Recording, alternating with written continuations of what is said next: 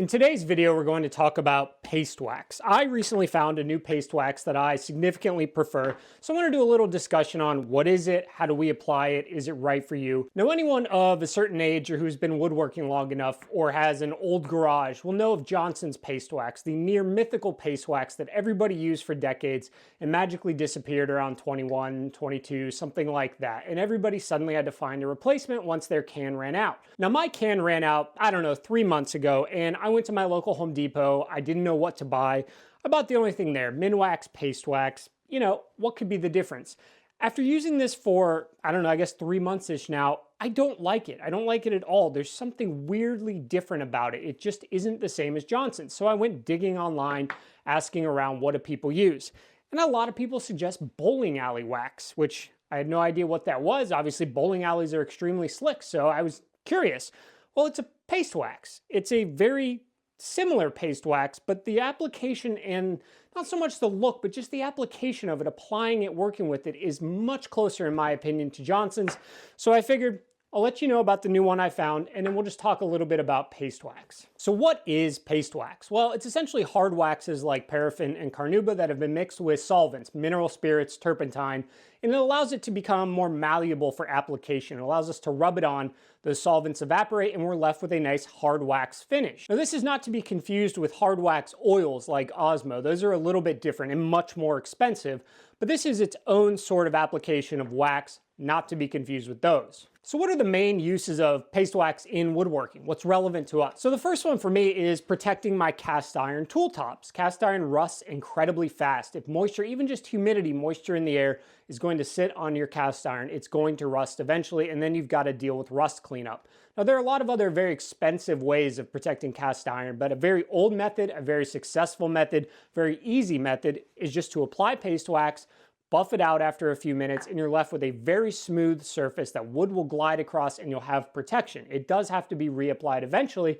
but it lasts for quite a while. Outside of protecting cast iron though, it's used as a finish on its own and as a finish on top of other finishes. When you apply it on its own, you do get a bit of a deepening of color, and you can get certain colors or kind of shades of paste wax too. You've got natural, you've got clears, you've got other things like that, but it generally deepens it a little bit. Not quite a boiled linseed oil or anything like that, but you get a little bit of deepening of color, and it adds a nice little bit of protection. It's not a hard polyurethane style protection. It's not a film finish, it's a wax.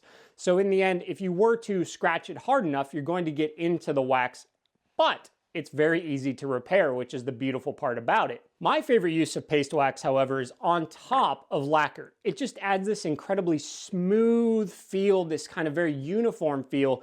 You know, if you're in a shop and you're spraying lacquer or something like that, or even painting it on, it's very hard to keep all dust off of it. Even that last kind of final sand and spray, there's always a little bit of dust on there, and it leaves kind of a rough feeling, just in a little spot, but you'll notice it.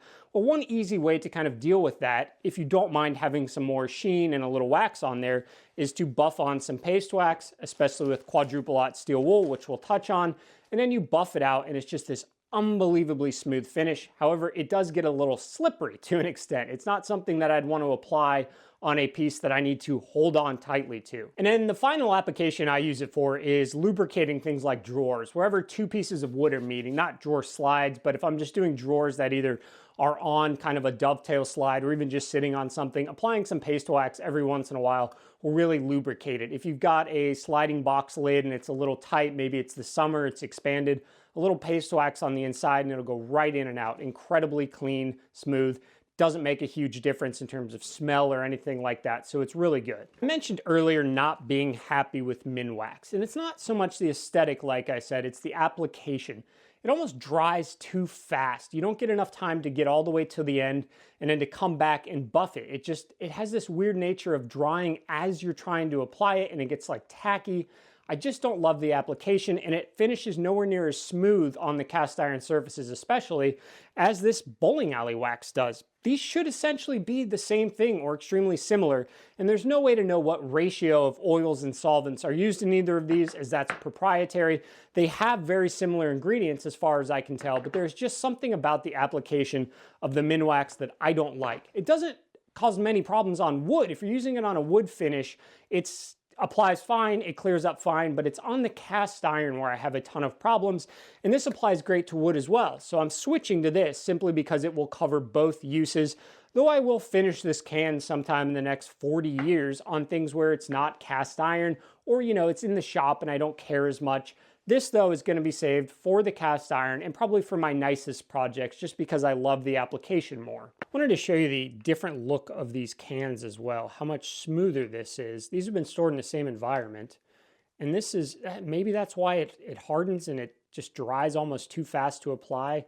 It's almost like chunky in there. It just doesn't feel like the bowling alley wax, even though they essentially do the same thing. I don't know, it's curious. Now there are a couple different ways you can apply paste wax, and it's very use case dependent. When I'm applying the paste wax to just bare wood of some type, I'm using either a shop towel or some kind of very soft cloth, ideally lint free. When I'm applying it to cast iron, I'm also using these two. When I'm applying it on top of like a lacquer or something like that, and I want to also kind of make that finish kind of as smooth as possible with the paste wax, quadruple aught steel wool. It only leaves micro scratches, and the wax does a great job of filling those in and kind of evening the sheen out. I do not use this on my cast iron though. This does scratch the cast iron and it will leave marks. So when it comes to the cast iron, it's just a soft cloth or just a shop towel. And if I'm applying it to any kind of wood, even on the lacquer, I put it on with this, but I still buff it out with one of these two. I want that final kind of buffing. It's just easier to rub out with some kind of cloth instead of with the steel wool. The one nice thing about paste wax is it lasts forever. So it's probably gonna take me 20 years to get rid of this. And if you have a can of Johnson's at home, there's a good chance it was opened sometime in the 90s and has just very slowly been used since then. Also, treasure your Johnson's. This is closer to Johnson's. This is not. This doesn't remind me of Johnson's at all, really. But of course, when you run out of Johnson's paste wax, you're not going to be able to get any more, at least not at a store. Maybe there's some underground Johnson's paste wax trading out there. I don't know. I would never partake in that. But if you happen to have access to another can, I suggest you get it. When it comes to application on bare wood, there's no real directions about sanding. I just go to 220 like normal and then apply. You could probably stop at 180, maybe even 150, I don't know. But when it comes to like staining, just follow the stain that you're doing, that grit, and then apply on top of it. I've not found any reason to go higher than 220 because obviously this sits on top, so there's no kind of benefit to burnishing or anything like that. This provides the sheen itself. You can also use it to kind of dull down the sheen. The amount of buffing you do is going to kind of determine how shiny it is, which is really convenient to be able to get different levels of matte to gloss all in a single purchase of a single can. So in terms of when I do my application, a long time ago I got really into trying to figure out French polishing. It didn't end well, but what I discovered is I like this idea of a cloth, relatively soft cloth, with more cloth balled up inside, and I can just kind of dip, rub it in there, and then just rub it in like this. I use it on my cast iron. Anytime I'm applying paste wax, I use this method. It gives me a good grip. It gives me a nice contact point. It holds a little bit of wax, and I can just go around. It's easy on my fingers. So if you're looking for an application method in order to buff it on, I really love doing this. Same kind of idea as a French polish, except obviously we're not putting shellac in there. Now after the paste wax is applied, I use this.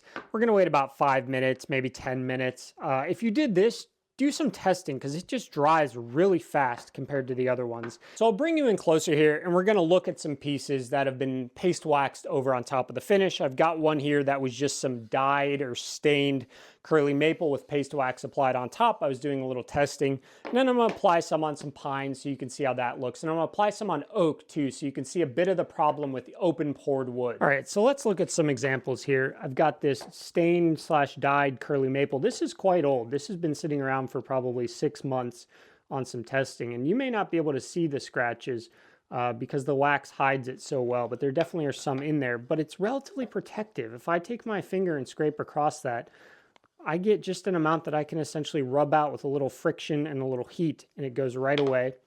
Here is some quilted maple. Got a nice sheen on there. Pine, can't see it so much, but you can catch a little bit of the sheen right there.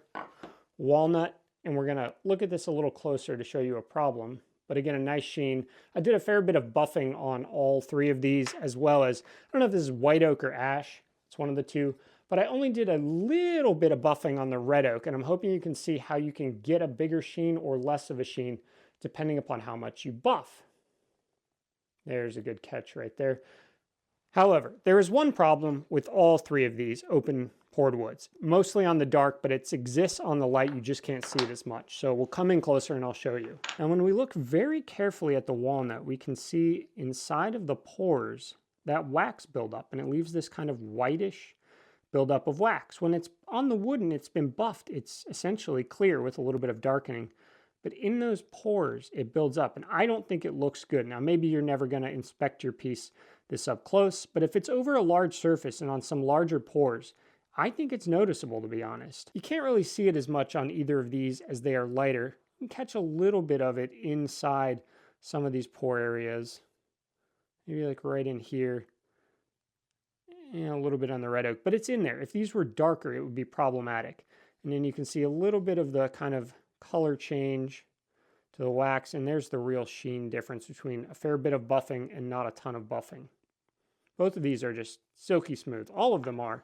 And that's what the wax kind of does. When it fills in the pores, it leaves it feeling like you filled in the pores. However, if you do not want that kind of whitish marking, you're going to need to fill in the pores ahead of time before you wax, or use something like a lacquer. When I'm doing walnut and I want to kind of wax to get that nice kind of feel, I spray with lacquer. Anything that has an open grain, I lacquer it, then wax it. I do not go directly to wax.